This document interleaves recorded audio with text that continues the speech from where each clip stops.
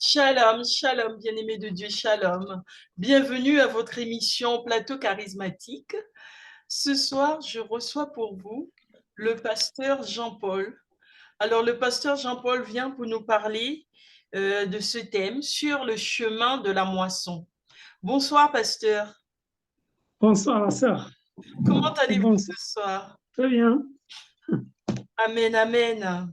Aujourd'hui, on a le soleil, on a le beau temps, donc on ne va pas se plaindre, bien qu'il fasse un peu chaud, mais on supporte quand même, puisque quand il fait froid, on se plaint. Là, il fait chaud, on va supporter. Eh bien, écoutez, pasteur, nous allons prier pour nous mettre en communion avec l'Esprit de Dieu. Oui. Père éternel et tout-puissant, je viens te confier ce moment. Je prie, éternel Dieu de gloire, que toute parole qui sortira de nos lèvres, Seigneur, soit une parole de bénédiction pour tes enfants. Père éternel et tout-puissant, tu as inspiré à ton serviteur de pouvoir parler du chemin de la moisson. Tu as dit toi-même dans ta parole, Père, que la moisson est abondante, mais les ouvriers sont peu nombreux. Alors nous venons ce soir, Papa, pour toucher un cœur, toucher une âme. Nous voulons, éternel Dieu de gloire, gagner, éternel Dieu, une âme pour toi, Seigneur. Père éternel et tout-puissant, viens manifester ta puissance par ton esprit. Éternel, manifeste-toi au milieu de nous ce soir. Manifeste-toi, Seigneur, au travers de tout ce que nous dirons, au travers de tous ceux, éternel Dieu, qui vont suivre cette émission. Béni sois-tu, Seigneur. Bénis nos appareils et bénis ce moment. Au nom de Jésus, j'ai ainsi prié. Amen. Amen, amen. Alors, je disais, pasteur, qu'aujourd'hui, vous venez pour nous parler de ce thème sur le chemin de la moisson. Oui. Alors, je vous laisse la parole. C'est bien cela. Amen, amen. Je vous laisse donc introduire ce thème. C'est bien cela. Je l'ai choisi parce que j'ai été interpellé il y a quelques jours en lisant la parabole du semeur et j'ai senti que je dois en parler. Amen. Amen, amen. Alors, oui, je disais qu'on va rentrer dans le vif du sujet. On ne va pas traîner. Non. Oui. Il y a donc la parabole du semeur qui nous parle d'un semeur qui a une bonne semence et qui sème. Amen. Alors, ce semeur, on le connaît, c'est le Fils de l'homme. Amen, amen. Puisqu'il se présente lui-même. Et il a une bonne semence qui est composée des fils du royaume. Et il a un ennemi qui s'appelle le diable et qui est venu s'aimer l'ivraie dans le champ après que le Fils de l'homme ait semé la bonne semence. Mm-hmm. Donc, c'est une histoire qu'on trouve dans Matthieu 13, versets 24 à 30 et versets 36 à 43.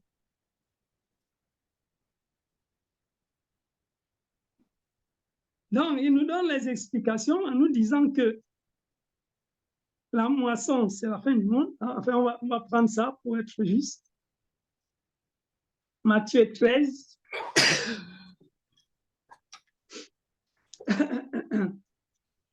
Alors. Matthieu 13, Matthieu 13, versets 30 à 36. D'abord, il y a les versets 4 à 9. Le semeur qui sort pour semer. Parabole du semeur et des terrains. Ouais. Ce jour-là, Jésus sortit de la maison et s'assit au bord du lac. La foule se rassembla autour de lui, si nombreuse qu'il monta dans une barque où il s'assit. Toute la foule se tenait sur le rivage. Il leur parla en parabole sur beaucoup de choses. Il dit, un semeur sortit pour semer. Comme il semait, une partie de la semence tomba le long du chemin. Les oiseaux vinrent et la mangèrent. Une autre partie tomba dans un sol pierreux où elle n'avait pas beaucoup de terre. Elle leva aussitôt parce qu'elle ne trouva pas un terrain profond. Mais quand le soleil parut, elle fut brûlée et sécha, faute de racines. Une autre partie tomba parmi les ronces. Les ronces poussèrent et l'étouffèrent. Une autre partie tomba dans la bonne terre. Elle donna du fruit avec un rapport de 100, 60 ou 30 pour un. Que celui qui a des oreilles pour entendre, entende. Amen. Amen. Amen. Amen. Alors, il donne l'explication à partir du verset 18. Vous pouvez la lire aussi. Alors, à partir du verset 18. Vous donc, écoutez ce que signifie la parabole du semeur. Lorsqu'un homme entend la parole du royaume et ne la comprend pas, le mauvais vient et enlève ce qui a été semé dans son cœur. Cet homme est celui qui a reçu la semence le long du chemin. Celui qui a reçu la semence dans le sol pierreux, c'est celui qui entend la parole et l'accepte aussitôt avec joie, mais il n'a pas de racine en lui-même. Il est l'homme d'un moment.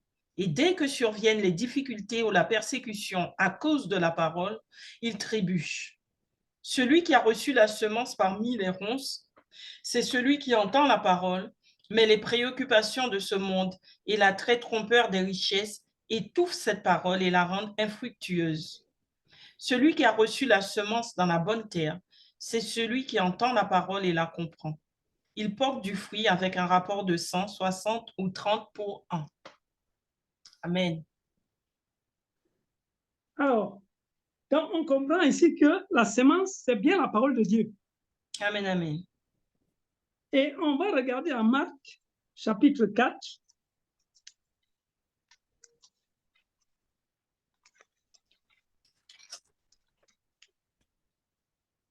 Versets 26 à 29.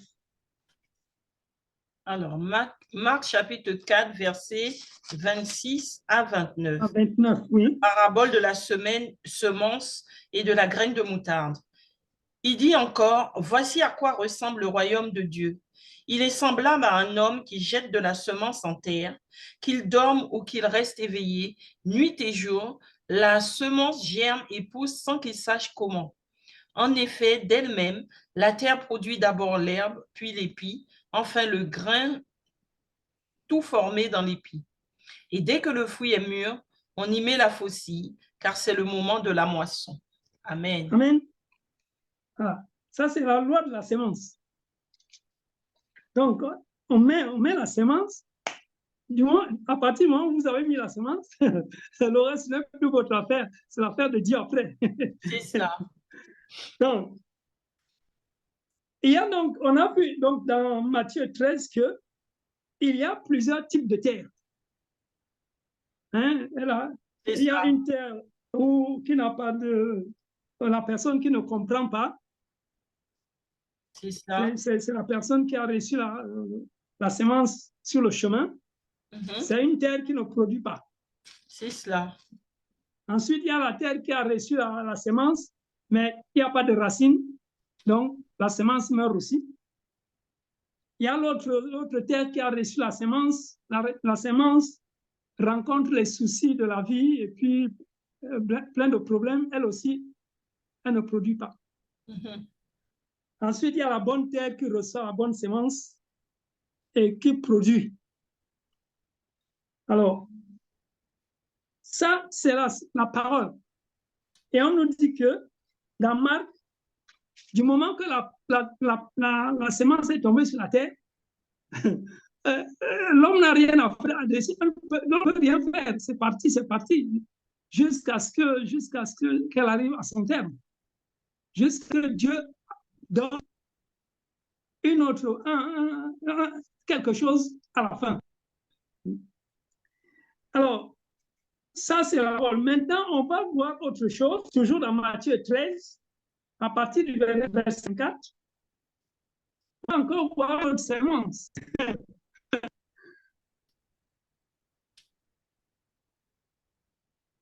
Oui. Allez-y, 24. Ah, Matthieu 24? 24, 38. Je n'ai pas compris. Chapitre 13. 24. À partir du verset 24. Parabole de la mauvaise herbe. Matthieu 13. Oui, oui, parabole de la mauvaise herbe.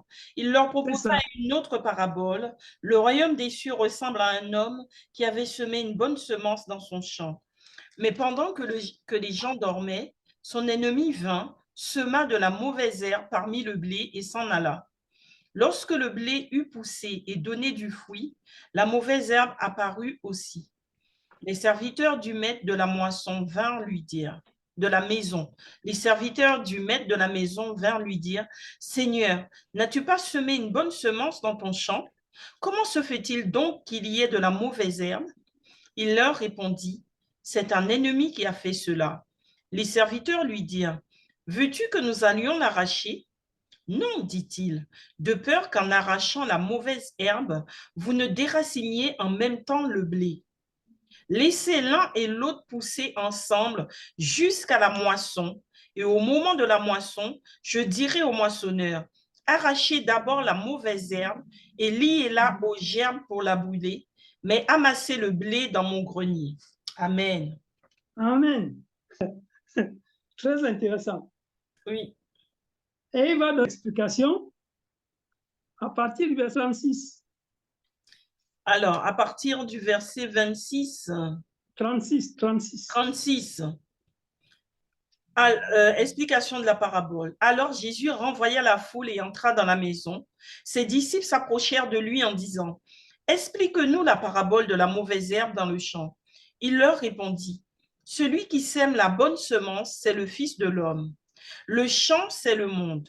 La bonne semence, ce sont les enfants du royaume.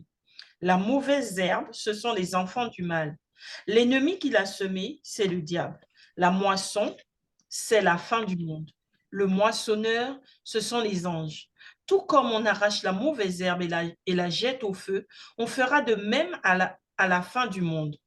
Le Fils de l'homme enverra ses anges, ils arracheront de son royaume tous les pièges et ceux qui mettent le mal, et ils les jetteront dans la fournaise de feu, où il y aura des pleurs et des grincements de dents. Alors les justes resplendiront comme le soleil dans le royaume de leur Père. Que celui qui a des oreilles pour entendre, entende. Amen. Amen. Amen. Alors, ça, c'est une deuxième sémence. Ici, ce n'est plus la parole qu'on entend. La sémence ici, ce sont les fils du royaume. Les fils du royaume. Et, oui, c'est les fils du royaume. Et celui qui sème les fils du royaume, c'est le Fils de l'homme. Amen. Alors, quand on regarde attentivement les versets, on trouve qu'il nous dit que le champ, c'est le monde, au verset 37. Hein? Au verset 37. C'est 38 plutôt. Verset 38, le champ, c'est le monde. Et il dit au verset 24, l'homme est allé s'aimer la bonne semence dans son champ. Or, le semeur, c'est le Fils de l'homme. Donc, quand le Fils de l'homme sème dans son champ, ça veut dire que le monde, c'est son champ. Oui. Amen. Amen. Le monde, c'est le champ du Fils de l'homme. Alors, il dit, on sait que l'apôtre Paul nous a dit dans 1 Corinthiens 3:9 que le champ du monde, le champ de Dieu, c'est le monde. Amen. Le champ de Dieu, c'est le monde. Et ici, l'océan nous dit que le monde, c'est son champ à lui. Donc, on comprend que Dieu lui a donné le monde en possession. Hein? Le monde appartient à Jésus. Il faut qu'on le sache. Amen, amen. Le monde appartient à Jésus. Dieu lui a tout remis. Il a dit dans Jean 17, tout ce qui est à Dieu est à moi. Parce que le Père lui a tout remis. Donc, ici, on a cette parabole nous donne la confirmation que le monde appartient à Jésus. Alors, on continue. Les fils du royaume, les fils, on voit dans la suite que, au verset 26, lorsque le blé eut poussé en herbe et donné du fruit, l'hiver parut aussi. Le blé a donné du fruit, C'est-à-dire que les fils du royaume portent du fruit. Parce que le blé, c'est les fils du royaume. Et donc, ce fils du royaume, il doit porter du fruit. Et Jésus a dit à ses disciples, on les reconnaîtra par leurs fruits. C'est-à-dire les mauvais serviteurs, on les reconnaîtra par leurs mauvais fruits. Alors que les bons serviteurs, on les reconnaîtra par le bon fruit. Donc, les enfants du royaume, les fils du royaume, portent du bon fruit. Et dans Jean chapitre 15, Jésus dit, je suis le cep, vous êtes les sarments. Et celui qui ne porte pas du fruit, Dieu l'enlève. Donc, Dieu nous a greffés sur Christ pour qu'on porte du fruit. Et donc, les enfants du royaume, ils doivent porter du bon fruit pour le Seigneur. Amen, amen, amen. Alors, c'est pourquoi l'apôtre Paul dit que dans 1 Corinthiens 3, 9, nous sommes ouvriers avec Dieu. Nous travaillons avec Dieu. Le Seigneur est celui qui sème. Et il sème les fils du royaume. Et les fils du royaume, ils travaillent, ils sont ouvriers avec Dieu. Et les moissonneurs, ce sont les anges. Ça veut dire, c'est pourquoi nous marchons, nous sommes en compagnie des anges, mais nous, on ne les voit pas. Et ils nous voient, ils nous connaissent. Hein? Ce sont nos compagnons de service, hein? Comme Hébreux chapitre 1, verset 14. Ils travaillent avec nous. C'est ce que l'ange disait à l'apôtre Jean dans l'Apocalypse. Il dit, je suis ton compagnon de service. Parce que nous avons tous les anges avec nous. Il y a les anges qui sont avec nous. Et nous, on ne les voit pas, mais ils sont là. Ils nous aident à servir Dieu. Donc, les fils du royaume, ils doivent produire du fruit à la fin. Ils doivent produire du fruit, et c'est ce fruit qui fait la différence entre les enfants du diable et les enfants de Dieu, entre le blé et l'ivraie. Imaginons que le blé ne porte pas de fruit. On va le couper, on va le mettre au feu, comme l'ivraie. Oui, parce qu'il est blé, pourquoi? S'il ne porte pas du fruit, il ne sert à rien. On va le brûler comme l'ivraie. C'est ça. Donc, c'est ça, il faut bien comprendre ça. Et on fait la différence avec les moissonneurs, parce que les moissonneurs, ce sont les anges. L'Océan dit bien ici, au verset 41, le Fils de l'homme enverra ses anges qui arracheront de son royaume les scandales. Il dit son royaume, hein, son royaume, dans le royaume du Fils de l'homme, c'est-à-dire le monde. Mais pasteur, lorsqu'on dit aux chrétiens que vous devez porter du fruit, donc comment est-ce qu'on peut leur expliquer le fait de porter du fruit? Qu'est-ce que porter du fruit? Qu'est-ce qu'il faut faire? C'est quoi porter du fruit? Mais porter du fruit, c'est produire. Dans Matthieu 21, 43, Matthieu 21, 43, Jésus dit ceci, c'est pourquoi je vous le dis, le royaume de Dieu vous sera enlevé et sera donné à une nation qui en produira les fruits. Parce que dans Luc chapitre 2, verset 32, il a dit, petit troupeau, ne crains point, car Dieu a trouvé bon de vous donner le royaume. Nous avons reçu le royaume de Dieu. Le royaume de Dieu, c'est la paix de Dieu, la joie de Dieu, la justice de Dieu, la puissance de Dieu. Il y a 4 composantes. Hein? Romains 14, 17 et 1 Corinthiens 4, 20. Il y a 4 composantes du royaume de Dieu. Donc, nous avons reçu le royaume de Dieu. Et nous devons porter les fruits de ce royaume. Hein? C'est-à-dire que la justice de Dieu, il y a le fruit de la justice qu'on doit porter. La joie de Dieu, nous devons la manifester. La paix que nous avons reçue, nous devons la manifester. Jésus dit, l'océan dit, je vous donne ma paix. Ce n'est pas comme la paix du monde. Hein, l'apôtre Paul dira que la paix de Dieu gardera vos cœurs en Christ. Hein, dans Hébreux, il dira, recherchez la paix avec tous. C'est pas comme la paix de l'ONU. L'ONU qui parle de paix et prépare la guerre. C'est pas comme ça. Hein? Et il faut porter les fruits du royaume de Dieu. Par exemple, le fruit de l'esprit. Le fruit de l'esprit qui a 9 composants. Il faut le porter. Et en abondance. Hein? Jean-Baptiste disait à ses disciples, à ceux qui venaient se faire baptiser, mais portez le fruit de la repentance. Parce que quand quelqu'un fait la repentance, il change de vie. Et si tu ne changes pas de vie, ta repentance, ça sert à quoi? Non, c'est ça, le royaume de Dieu, lorsqu'on est on entre dans le royaume de Dieu, on a la puissance de Dieu qui se manifeste, et il y a la joie de Dieu que nous avons, la paix de Dieu, la justice de Dieu par la foi en Jésus-Christ. Il n'y a plus de condamnation pour ceux qui sont en Christ. Tout ça, ça doit se manifester. Si tu continues de vivre dans la peur, dans le tremblement, quand le diable parle, tu te mets à trembler, il y a un problème. Donc, il faut porter les fruits du royaume. Ça veut dire que quand tu donnes ta vie au Seigneur et que tu te convertis, mais ta vie doit changer. C'est comme ça. Tu dois commencer à manifester les valeurs du royaume de Dieu, la paix de Dieu, la justice de Dieu, la vérité. Hein, si tu étais un menteur, tu commences à dire la vérité. Et oui, c'est ça. Donc, en gros, porter du fruit, c'est devenir une personne juste. Oui, tu deviens une bonne personne, tu manifestes la justice de Dieu, faire les choses correctement, changer son comportement. C'est ça, oui. Tu changes de conduite, tu changes de vie, tu deviens comme le Seigneur le veut, comme le Seigneur veut.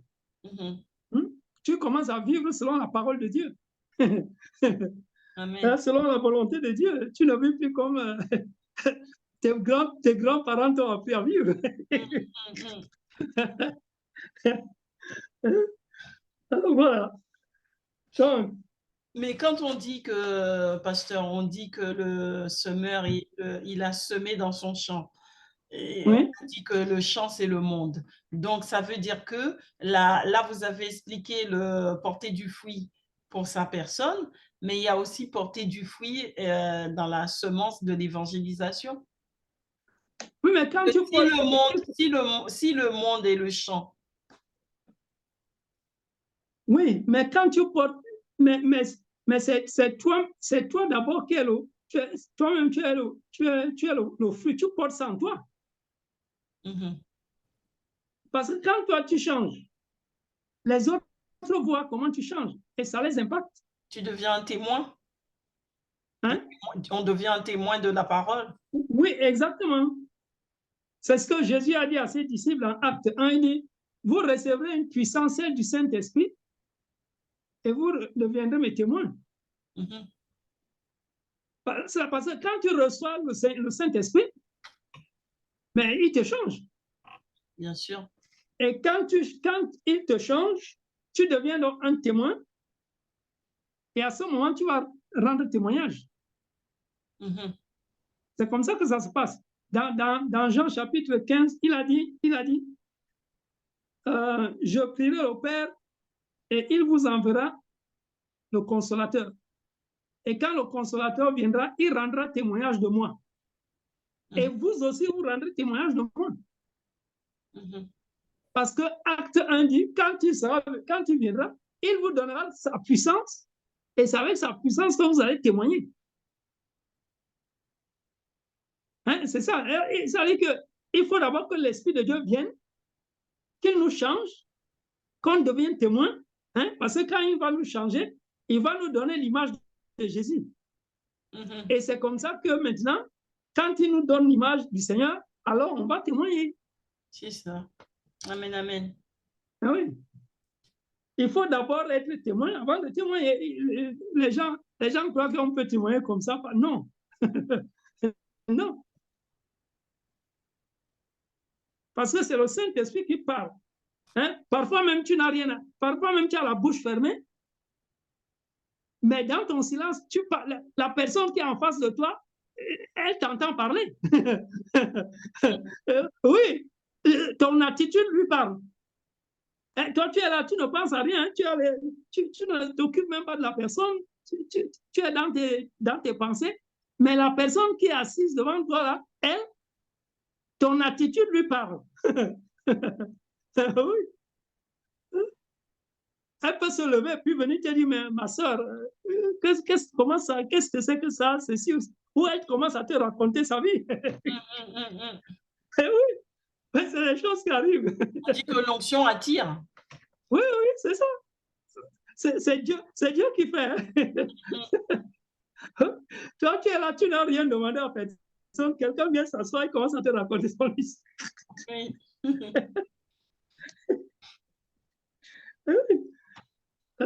Après, il te demande, qu'est-ce que je dois faire, hein? Mon frère, qu'est-ce que je dois faire? Qu'est-ce que je dois faire? Tu ne lui as rien demandé, tu ne connais pas son histoire. Lui, il vient de raconter son histoire. Et puis, il dit, mon frère, qu'est-ce que je dois faire? C'est comme si tu avais la solution avant. Tu avais préparé une solution pour lui. Mais ça, c'est les œuvres de Dieu. Amen, amen, amen, amen. C'est Dieu qui fait ça. L'autre jour, il y a une soeur qui m'appelle. Elle me dit, elle a besoin de 500 €. Elle veut emprunter 500 €.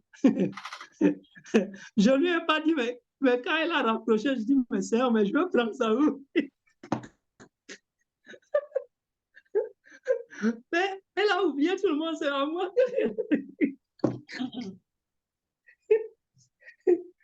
Mais Dieu avait préparé une sortie, une réponse.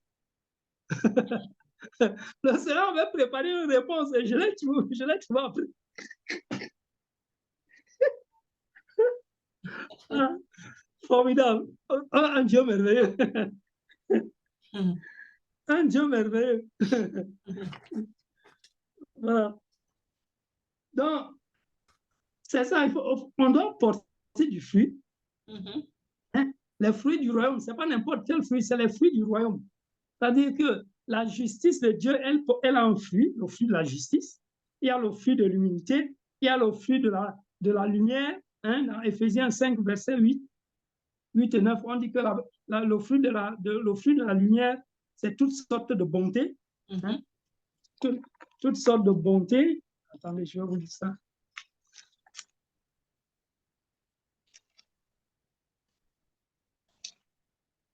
Éphésiens chapitre 5,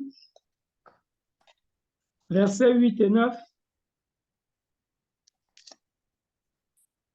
Il dit, autrefois, en effet, vous étiez ténèbres, mais maintenant vous êtes lumière dans le Seigneur. Marchez comme des enfants de lumière, car le fruit de la lumière consiste en toutes sortes de bonté, de justice et de vérité. C'est ça les fruits. Hein? C'est pas comme les mandarines ou bien les ananas qu'on va acheter au marché, non. C'est les choses spirituelles. La bonté, la justice, la vérité, ça c'est le fruit de la lumière. Voilà. Donc, on va continuer.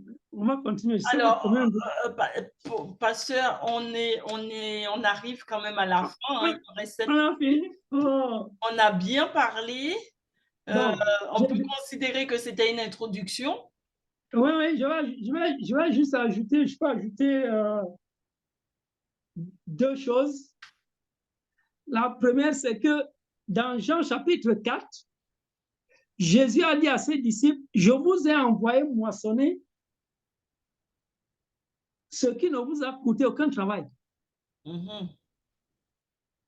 Alors, cette parole veut dire que la moisson est déjà là et qu'elle a déjà commencé. Et Jésus envoie ses disciples dans la moisson. C'est ce que je voulais démontrer là maintenant, comme on arrive à la fin. Et la moisson a commencé avant que Jésus arrive. Et quand il arrive, il dit à ses disciples, bon, maintenant, je vous envoie moissonner. Non, c'est que la moisson, c'est les anges, hein? C'est le travail des anges, ce n'est pas le travail des hommes. Voilà. Et donc, je vous envoie moissonner. Et l'apôtre Paul dira après que nous sommes ouvriers avec Dieu. Ça veut dire que nous, on travaille avec Dieu et les anges, ils sont là pour moissonner. Alors, la deuxième chose que je voulais dire, c'est que Jésus dit, je suis avec vous jusqu'à la fin du monde. La fin du monde, c'est la moisson. Donc, le Seigneur est avec nous jusqu'à la fin, jusqu'au moment où Matthieu 13 dit, on mettra les méchants dans le feu et les justes resplendiront dans le royaume de leur Père. C'est ça la fin. Alors, je voulais faire remarquer que, entre-temps, il y a une séparation qui commence à la semence. Oui, à la semence, le blé. Le semeur, il sème la bonne semence. Et l'autre sème la mauvaise semence. Donc, dès le départ, c'est différent. À la fin, ça va être différent. Il n'y a pas de confusion possible. Quand ils grandissent, on peut les confondre. Bon, Jésus a dit non, il ne faut pas les toucher, il faut les laisser. Quand ils vont arriver à la fin, il n'y aura plus de confusion possible. Aujourd'hui, on est à la moisson. La confusion n'est plus possible, n'est pas possible. La confusion n'est pas possible. Donc, et ce n'est pas nous qui avons fait ça. Hein, ce n'est pas nous qui mettons la différence, ce n'est pas nous qui faisons que les choses soient différentes. Non, c'est Dieu qui a fait. C'est Dieu qui a fait. Nous sommes différents dès le départ et à l'arrivée, on sera toujours différents. Hein? Et ce que le peuple de Dieu doit comprendre, c'est que nous devons vivre cette différence. Nous devons vivre cette différence. Parce qu'elle ne vient pas de nous, ce n'est pas nous qui l'avons faite, c'est Dieu lui-même qui l'a fait. Il a dit, et on verra de nouveau la différence entre celui qui me sert et celui qui ne me sert pas. Ça, c'est Malachie 3, 18. Et dans Apocalypse 22, 11, il dit que celui qui se souille encore. Que celui qui se purifie encore. Alors, ça veut dire que nous avons des chemins qui sont différents. Et il n'a pas dit de faire de se mélanger ou de faire, comment on dit, comment on disait non aux discriminations, non à ceci, non à cela. Dieu ne dit pas ça. On est différent. Chacun doit vivre sa différence jusqu'au jour où il y aura une rupture totale. Parce qu'on ne peut pas faire les choses ensemble. On ne peut pas marcher ensemble. Ce n'est pas possible. Hein? Parce que pendant que les uns cherchent la vie éternelle, les autres continuent de s'enfoncer dans la mort. D'accord. On ne peut pas continuer ensemble. Voilà. Eh bien, pasteur, il nous reste 2 minutes. Est-ce qu'on peut prier pour nos téléspectateurs afin voilà, qu'ils puissent recevoir quelque chose du Seigneur? Amen, amen. Je peux prier, oui. Seigneur, nous bénissons ton nom, Papa, nous te remercions. C'est toi qui nous as créés. Nous sommes le troupeau de ton pâturage et c'est toi qui es le divin berger. Seigneur, nous te remercions parce que tu nous as appelés des ténèbres à ton admirable lumière et tu nous as fait ouvrir avec toi, Seigneur. Merci pour la grâce que tu nous accordes de répandre en tout lieu l'odeur de ta connaissance par nous, Seigneur. Merci encore pour la parole qui nous sauve. Tu as dit, vous connaîtrez la vérité et la vérité vous rendra libre. Seigneur, merci parce que tu nous libères avec ta parole, avec la vérité qui est en Christ, la vérité qui nous est transmise par le Saint-Esprit. À toi toute la gloire, Papa. Merci pour cette exhortation concernant la moisson, Seigneur. Nous voulons bien comprendre, savoir où nous en sommes, Seigneur, et ce que nous devons faire et où nous allons, Papa, pour qu'il n'y ait plus de confusion, qu'on ne vive plus, Seigneur, dans l'ignorance, comme on a vécu pendant de longues années. Mais nous voulons voir la vérité, la lumière devant nous, Seigneur. Merci de nous éclairer encore, Papa, et de nous fortifier afin que nous puissions vivre notre différence, Seigneur, par rapport aux autres. qui n'ont pas encore accepté la vérité. Père, sois loué, sois glorifié. Dans le nom de Jésus, j'ai prié. Amen et Amen. Amen, amen. Alors, je vous dis merci, pasteur Jean-Paul, pour ce bel enseignement. Hein? Merci de nous avoir communiqué toutes ces belles paroles, hein, de vos inspirations. On dit que toutes ces inspirations, ça vient du Seigneur. Hein. Quand Ça on lit vient la oui. parole, c'est l'Esprit Amen, de Dieu amen. qui inspire. Donc, merci et j'exhorte tous les téléspectateurs de faire passer les émissions, de faire connaître l'émission Plateau Charismatique. N'hésitez pas à vous abonner et surtout, restez connectés pour la suite des actualités. Merci beaucoup. Amen, amen. Je vous dis à bientôt, pasteur. Oui, oui, bonne soirée à vous, Merci. à tous les téléspectateurs. À vous aussi. Amen. Merci. Merci. Voilà, voilà. Eh bien, à bientôt. Oui, à ça.